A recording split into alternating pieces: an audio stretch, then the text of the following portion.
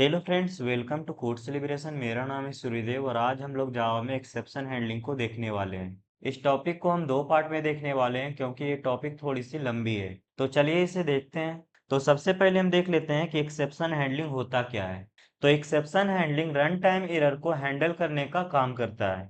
मतलब कि जब हमारा प्रोग्राम एग्जीक्यूट हो रहा होता है तो उस टाइम हमारे प्रोग्राम में कोई एरर आता है तो उसे ये हैंडल करने का काम करता है। इसको आप एक रियल एग्जांपल से समझ सकते हैं कि मान लीजिए कोई व्यक्ति कार से जाता है तो उसके कार में एक एक्स्ट्रा व्हील जरूर होता है ताकि किसी भी व्हील में अगर दिक्कत आती है तो उसे हम चेंज करके डेस्टिनेशन तक पहुंच सके। और ऐसा जरूरी नहीं होता है कि कार के व्हील में प्रॉब्लम आ ही जाए, लेकिन फिर भी एक एक्स्ट्रा व्हील लेकर चलते हैं। तो उसी तरह से जब हम जावा के प्रोग्राम को लिखते हैं और हमें लगता है कि यहाँ पे हमारा एरर हो सकती है तो वहाँ पे हम एक्सेप्शन हैंडलिंग का यूज करते हैं ताकि अगर एरर आ भी गया तो हमारा प्रोग्राम क्रैश ना हो और स्मूथली चल सके। नेक्स्ट हम एक्सेप्शन के टाइप्स को देख लेते हैं। तो इसके टू टाइप्स होते हैं, चेक्ड एक्सेप्शंस और अनचेक्ड एक्सेप्शंस। तो चलिए इन दोनों को हम एक एक करके देखते हैं। तो फर्स्ट हम देख लेते हैं चेक्ड एक्सेप्शन को।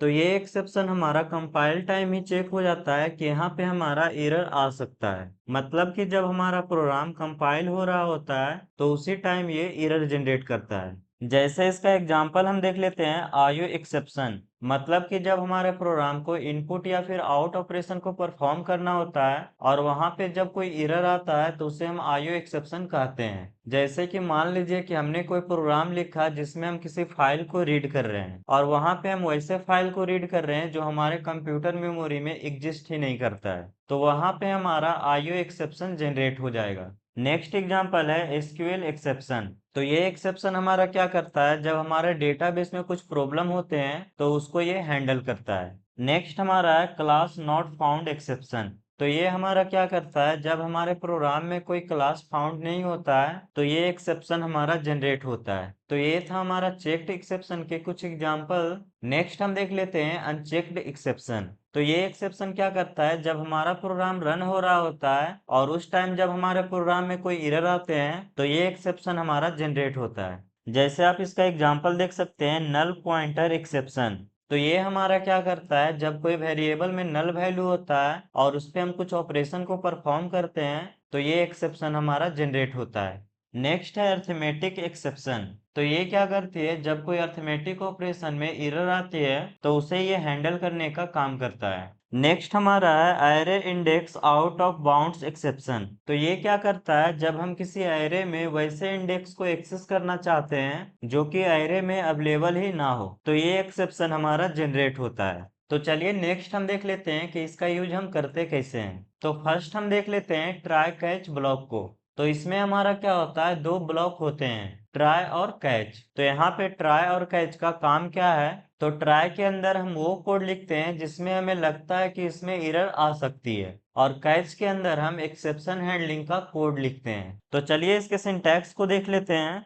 तो सबसे पहले हम यहाँ पे लिखेंगे ट्राई और इसके बॉडी को हम ओपन करेंगे और यहाँ पे वो सारे कोड को लिखेंगे जिसके द्वारा हमारा एक्सेप्शन जनरेट हो सकता है और उसके बाद इसके बॉडी को करेंगे क्लोज और नेक्स्ट यहाँ पे लिखेंगे कैच और उसके बाद ब्रैकेट के अंदर एक्सेप्शन का टाइप देंगे कि किस तरह का एक्सेप्शन हमारा जनरेट हो सकता है और उसके बाद यहाँ पे एक्सेप्शन के ऑब्जेक्ट या फिर वेरिएबल को क्रिएट करेंगे और यहाँ पे ई के बदले कुछ और भी ले सकते हैं। और नेक्स्ट हम इसके अंदर वो सारे कोड को लिखेंगे जिसके द्वारा हम एक्सेप्शन को हैंडल करेंगे। नेक्स्ट हम इसके एग्जांपल को देख लेते हैं। तो यहाँ पे हमने एक क्लास को क्रिएट किया और क्लास का नेम दे दिए हैं ट्राई कैच एग्जाम्पल।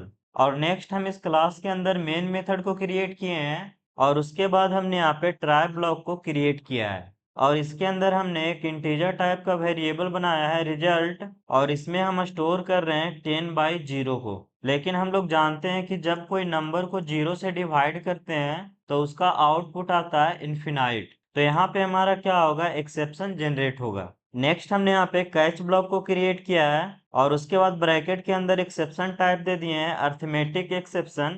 मतलब कि यहाँ पे जो एक्सेप्शन जनरेट हो रहा है वो कैसा जनरेट हो रहा है, अर्थमेटिक एक्सेप्शन। और उसके बाद यहाँ पे ऑब्जेक्ट क्रिएट कर दिए हैं ई और इसके अंदर हम यहाँ पे प्रिंट करवा रहे हैं error division bye 0 is not allowed. मतलब कि 0 से डिवीजन अलाउ नहीं है। तो यहाँ पे जैसे ही हमारा एक्सेप्शन आएगा तो यहाँ से हमारा ये प्रिंट कर देगा। तो चलिए इसे VS कोड में करके देखते हैं।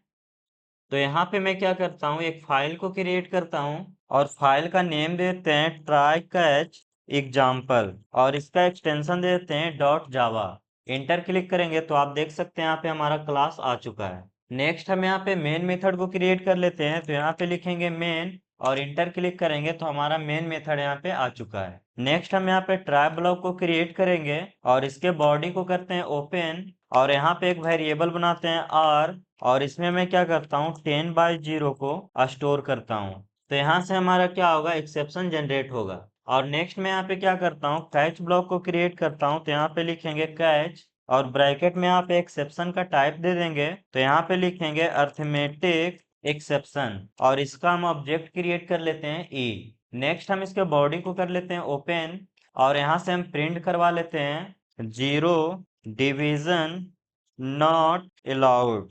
तो यहाँ से हमारा एक्सेप्शन जनरेट होगा और यहाँ से हमारा प्रिंट कर देगा 0 डिवीजन नॉट अलाउड। तो इसको मैं करता हूँ कंट्रोल एस और करवाता हूँ रन। तो आप देख सकते हैं यहाँ से हमारा आउटपुट आ गया है 0 डिवीजन नॉट अलाउड। तो यहाँ पे जो हमारा आउटपुट आ रहा है 0 डिवीजन नॉट अलाउड, ये हमने दिया है। और यही अगर हम सिस्टम का एरर मैसेज प्रिंट करवाना चाहते हैं तो यहाँ से मैं क्या करता हूँ, इस लाइन को यहाँ से हटा देता हूँ और यहाँ से मैं प्रिंट करवा देता हूँ ई को। इसको मैं करता हूँ कंट्रोल एस और करवाता हूँ रन। तो आप देख सकते हैं यहाँ पे हमारा आउटपुट आया है Java dot lang dot arithmetic exception by 0। तो यहाँ पे हम सिस्टम के एरर को भी प्रिंट करवा सकते हैं। तो ये था हमारा ट्राई और कैच ब्लॉक। नेक्स्ट हम फाइनली ब्लॉक को देख लेते हैं। तो इस ब्लॉक में हम क्या करते हैं, इंपॉर्टेंट कोड को लिखते हैं। क्योंकि ये ब्लॉक हमारा क्या होता है, जब भी हमारा प्रोग्राम में एरर आता है तो ये ब्लॉक हमारा सेफली एग्जीक्यूट होता है। जैसे कि मान लीजिए कि हमने कोई प्रोग्राम लिखा जिसमें हम रिसोर्स को एक्सेस कर रहे हैं। तो हम लोग जानते हैं कि जिस तरह से हमें कोई रिसोर्स को एक्सेस करना होता है तो उसी तरह से हमें उसे क्लोज भी करना होता है। और अगर हमारे प्रोग्राम में कोई एरर आता है तो रिसोर्स क्लोज का जो भी कोड होता है उसे हम फाइनली ब्लॉक के अंदर लिखते हैं, ताकि हमारा प्रोग्राम में अगर एरर भी आ जाता है तो ये ब्लॉक हमारा आसानी से एग्जीक्यूट हो जाए। तो चलिए इसके सिंटैक्स को हम देख लेते हैं। तो सबसे पहले यहाँ पे लिखेंगे ट्राई और यहाँ पे वो सारे कोड को लिखेंगे जो हमारा एक्सेप्शन जनरेट करेगा। और नेक्स्ट हम यहाँ पे कैच ब्लॉक को क्रिएट करेंगे और यहाँ पे ब्रैकेट के अंदर हम एक्सेप्शन टाइप को देंगे और यहाँ पे हम ऑब्जेक्ट को पास कर देंगे और उसके बाद इस ब्लॉक के अंदर एक्सेप्शन हैंडलिंग का कोड लिखेंगे। और नेक्स्ट हम यहाँ पे फाइनली ब्लॉक को क्रिएट करेंगे और इसके अंदर हम वो सारे कोड को लिखेंगे जिसे हमें हर हाल में एग्जीक्यूट करवाना है। तो इसका हम एग्जाम्पल देख लेते हैं। तो हमने यहाँ पे एक क्लास क्रिएट किया है और क्लास का नेम यहाँ पे दिए हैं फाइनली एग्जाम्पल। नेक्स्ट हम यहाँ पे मेन मेथड को क्रिएट किए हैं और उसके बाद यहाँ पे ट्राई ब्लॉक के अंदर एक वेरिएबल क्रिएट किए हैं रिजल्ट और यहाँ पे हम डिवाइड कर रहे हैं 10/0। तो यहाँ पे हमारा क्या होगा, ये एक्सेप्शन जनरेट होगा। और उसके बाद यहाँ पे कैच ब्लॉक के अंदर एक्सेप्शन टाइप दे दिए हैं अर्थमेटिक एक्सेप्शन और ऑब्जेक्ट का नेम दे दिए हैं ई। और यहाँ से हम प्रिंट करवा रहे हैं error division bye 0 is not allowed. Next हमने यहाँ पे फाइनली ब्लॉक को क्रिएट किया है और यहाँ से हम प्रिंट करवा रहे हैं फाइनली ब्लॉक एग्जीक्यूटेड। तो यहाँ से हमारा क्या होगा, ये एक्सेप्शन हमारा जनरेट होगा और यहाँ से प्रिंट कर देगा error division bye 0 is not allowed. और उसके बाद हमारा ये ब्लॉक एग्जीक्यूट होगा और यहाँ से प्रिंट कर देगा फाइनली ब्लॉक एग्जीक्यूटेड। तो चलिए इसे VS कोड में करके देखते हैं। तो इसी कोड में मैं क्या करता हूँ, यहाँ पे मैं फाइनली ब्लॉक को क्रिएट करता हूँ और इसके बॉडी को कर लेते हैं ओपन और यहाँ से मैं प्रिंट करवा लेता हूँ फाइनली ब्लॉक एग्जीक्यूटेड। तो यहाँ पे हमारा क्या होगा, सबसे पहले यहाँ पे एरर को प्रिंट करेगा और उसके बाद यहाँ से प्रिंट कर देगा फाइनली ब्लॉक एग्जीक्यूटेड। तो इसको मैं करता हूँ कंट्रोल एस और करवाता हूँ रन। तो आप देख सकते हैं यहाँ पे हमारा सबसे पहले एरर को दिया है और उसके बाद यहाँ से प्रिंट कर रहा है फाइनली ब्लॉक एग्जीक्यूटेड। नेक्स्ट हमारे पास कुछ कॉमन चेक्ड एक्सेप्शन और अनचेक्ड एक्सेप्शन का लिस्ट है, तो उसको हम देख लेते हैं। तो फर्स्ट हमारा है अर्थमेटिक एक्सेप्शन। तो ये क्या करता है, जब हमारे प्रोग्राम में कुछ अर्थमेटिक एक्सेप्शन जनरेट होता है तो उसको ये हैंडल करने का काम करता है। जैसे इसका आप एग्जांपल देख सकते हैं 10/0। मतलब कि जब हम किसी नंबर को 0 से डिवाइड कर देते हैं तो वहां पे हमारा अर्थमेटिक एक्सेप्शन जनरेट होता है। नेक्स्ट एक्सेप्शन है array index out of bounds exception. तो इसमें हमारा क्या होता है, जब हम किसी एरे में वैसे इंडेक्स को एक्सेस करते हैं जो कि हमारा एरे में अवेलेबल नहीं होता है, तो ये एक्सेप्शन हमारा जनरेट होता है। जैसे यहाँ पे आप देख सकते हैं एक एरे है, उसकी साइज है 5 और यहाँ पे हम क्या कर रहे हैं, एरे के इंडेक्स नंबर 10 पे वैल्यू असाइन कर रहे हैं 50, जो कि इस एरे में इंडेक्स 10 है ही नहीं, तो यहाँ से हमारा एक्सेप्शन जनरेट होगा। नेक्स्ट एक्सेप्शन है नल पॉइंटर एक्सेप्शन। तो इसमें हमारा क्या होता है, जब किसी वेरिएबल में नल वैल्यू होता है और उस पे हम कुछ ऑपरेशन को परफॉर्म करते हैं, तो ये एक्सेप्शन हमारा जनरेट होता है। जैसे आप इसका एग्जांपल देख सकते हैं, यहाँ पे हमने एक स्ट्रिंग टाइप का वेरिएबल बनाया है str और इसमें हमने वैल्यू डाल दिया है नल, और नेक्स्ट हम यहाँ पे स्ट्रिंग के लेंथ को फाइंड कर रहे हैं, तो यहाँ से हमारा क्या होगा, एक्सेप्शन जनरेट होगा। नेक्स्ट एक्सेप्शन है क्लास कास्ट एक्सेप्शन। तो ये क्या करता है, जब हम किसी ऑब्जेक्ट को हम कास्ट करने की कोशिश करते हैं और जिसमें हम कास्ट करते हैं वो किसी भी क्लास का ऑब्जेक्ट नहीं होता है, तो ये एक्सेप्शन हमारा जनरेट होता है। जैसे आप यहाँ देख सकते हैं, हमने एक ऑब्जेक्ट को क्रिएट किया और इसमें हमने वैल्यू डाल दिया है हेलो, और नेक्स्ट हम यहाँ पे जो ऑब्जेक्ट में वैल्यू है उसको हम यहाँ पे इंटीजर टाइप में कास्ट कर रहे हैं, तो यहाँ से हमारा एक्सेप्शन जनरेट होगा। नेक्स्ट एक्सेप्शन है इलीगल आर्गुमेंट एक्सेप्शन। तो ये क्या करता है, जब हम किसी इलीगल आर्गुमेंट को पास कर देते हैं तो ये एक्सेप्शन हमारा जनरेट होता है। जैसे आप यहाँ देख सकते हैं थ्रेड डॉट स्लीप और इसमें हमने वैल्यू पास कर दिया है -100, तो यहाँ से जो हमारा थ्रेड डॉट स्लीप है वो टाइम को एक्सेप्ट करता है मिली सेकेंड में, और यहाँ पे जो हम टाइम को डाल रहे हैं वो डाल रहे हैं माइनस में, जो कि टाइम को माइनस में डालना पॉसिबल नहीं है, तो यहाँ से हमारा एक्सेप्शन जनरेट होगा।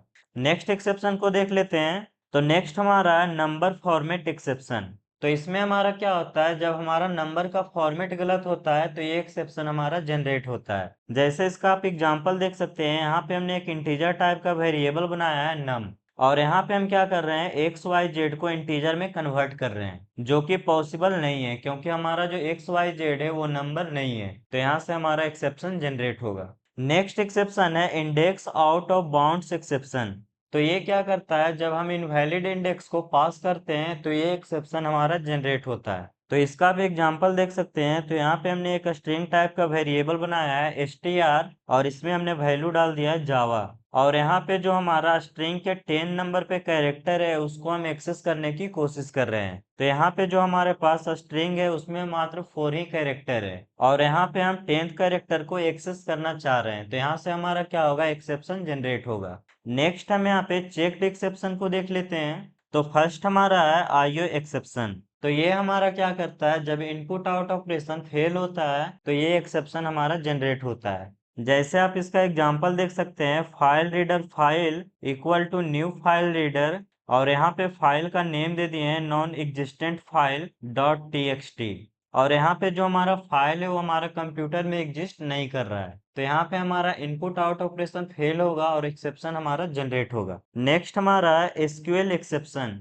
तो ये एक्सेप्शन जब हमारे डेटाबेस में कोई दिक्कत होती है तो ये हमारा जनरेट होता है, तो इसको हम आगे देखेंगे। नेक्स्ट हमारा है क्लास नॉट फाउंड एक्सेप्शन। तो इसमें हमारा क्या होता है, जब क्लास फाउंड नहीं होता है तो ये एक्सेप्शन हमारा जनरेट होता है। नेक्स्ट हमारा है फाइल नॉट फाउंड एक्सेप्शन। तो इसमें हमारा क्या होता है, जब हमारे कंप्यूटर में फाइल एग्जिस्ट नहीं करता है और उसे हम एक्सेस करने की कोशिश करते हैं तो ये एक्सेप्शन हमारा जनरेट होता है। नेक्स्ट हमारा है इंटरप्टेड एक्सेप्शन। तो इसमें हमारा क्या होता है, जब हमारा थ्रेड स्लीप मोड में होता है या फिर वेटिंग मोड में होता है तो ये एक्सेप्शन हमारा जनरेट होता है। नेक्स्ट हमारा है माल फॉर्म्ड यूआरएल एक्सेप्शन। तो इसमें हमारा क्या होता है, हम वैसे यूआरएल को एक्सेस करना चाहते हैं जिसके द्वारा हमारे सिस्टम में कोई वायरस आ सकता है, तो ये एक्सेप्शन हमारा जनरेट होता है। नेक्स्ट हमारा है नो सच मेथड एक्सेप्शन।